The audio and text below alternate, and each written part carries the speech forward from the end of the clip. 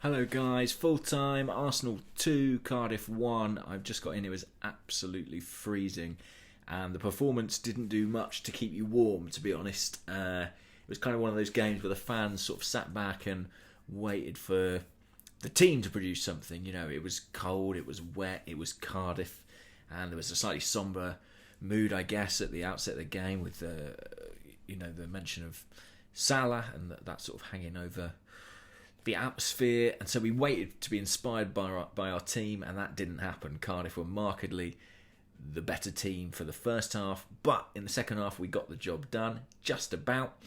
And I think in the context of the Premier League and winning against Chelsea in our last outing, these are big points, especially with United dropping points home to Burnley. I know, look, it was so nearly more, it was so nearly a defeat for them. They scraped a late draw.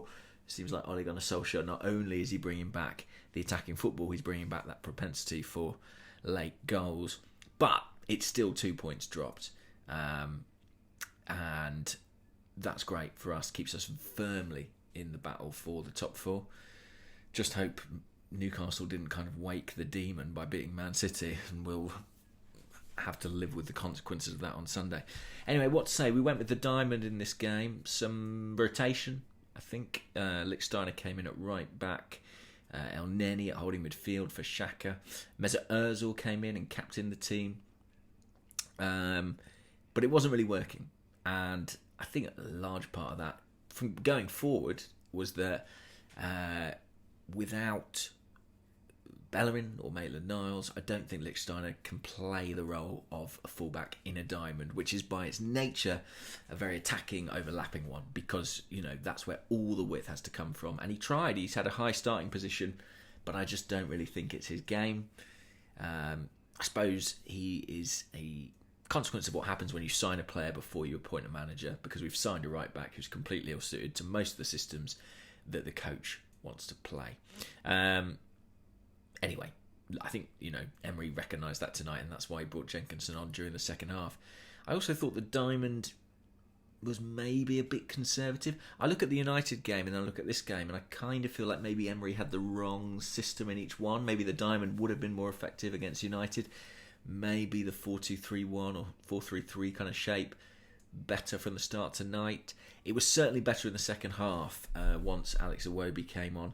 I thought he made a really positive impression. Sorry that I'm just looking at my phone to see what notes I've got. Oh, El Neni. Sell him. Like, he came off at half time. He was fine in the first half, but I just don't see the point. He's clearly a player that the manager doesn't really believe in. Uses him, almost out of necessity when he's rotating. And I just think we've got Guendouzi, we've got Xhaka, we've got Torreira. Behind that, we've got Maitland-Niles. We've got Aaron Ramsey, who could sit in there if required. We've even got somebody like a Joe Willock. I just don't really see what we gain from keeping El Neni at this point. Get shot. It may not be now because we're close to the deadline, but it has to be the summer. He's got to go. We're so bad at selling players and cashing in, and we've got a guy here that we don't need, and we're keeping him. And I don't know why. If the coach isn't going to use him, doesn't trust him, he seems like a saleable asset as well. I can imagine teams would be interested in him. There's always talk about Leicester. Let him go. And it's nothing against the player. It's just a financial decision. Yes, at half-time, this was quite funny. I thought the first half was so bleak that in the first half highlights they showed on the big screen, they had Aubameyang chasing down a back pass. There you go. Iwobi made a big impact on the left, and he sort of created the penalty.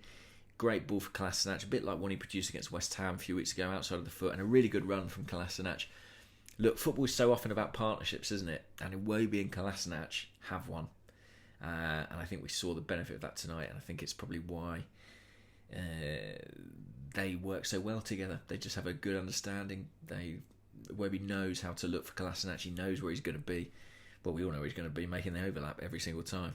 Guendouzi, I thought, was better in the second half. He rotated into the deeper role when El Neni went off. And I think there's an interesting thing to watch will be what sort of midfield he develops into. At the moment, he's very sort of box-to-box, all over the place, reminiscent of Aaron Ramsey, really, stylistically, young Aaron Ramsey.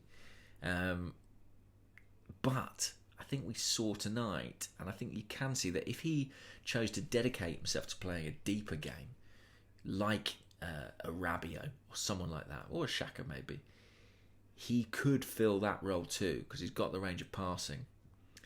And unlike Xhaka, he's got the legs. He hasn't got the defensive awareness yet, but he could be a really outstanding holding midfielder as well as a box-to-box midfielder. So it's just going to be interesting to see which way it goes with him. I'm not sure. Much will depend on Emery and depend on the player, I guess. Mesut Ozil.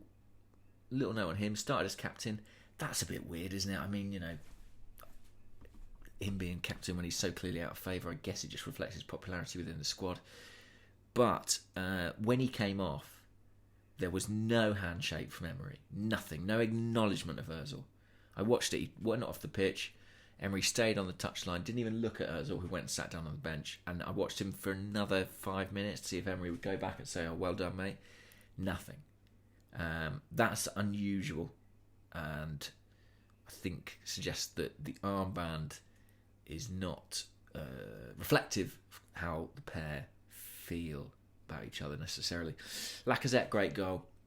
Worked really hard all night, very tenacious, and that showed in the goal. Reminded me of Walcott a little bit against Chelsea when he went to ground, got up and scored, or against Newcastle. A couple of those goals in Walcott's repertoire. But I thought Lacazette was very good all night.